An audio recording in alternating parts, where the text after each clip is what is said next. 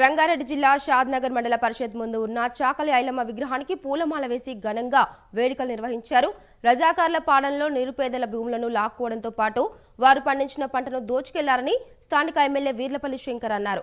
పెత్తందార్ల ఆగడాలు మితిమీరిపోయి రైతులకు తీరని నష్టం చేశారని, నాటి పాలకుల ఆకృత్యాలకు వ్యతిరేకంగా వీరనారి చాకలి ఐలమ్మ సాయుధ రైతాంగ పోరాటాలకు శ్రీకారం చుట్టిందని ఎమ్మెల్యే శంకర్ అన్నారు.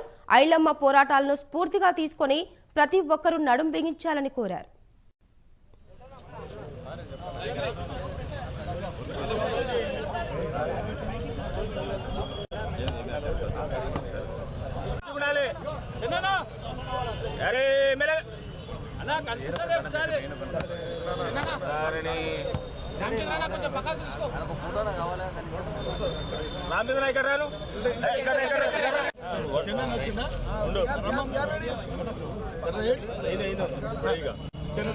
ఇప్పుడు తిరుపతి కేసు అట్లా ఏం కదా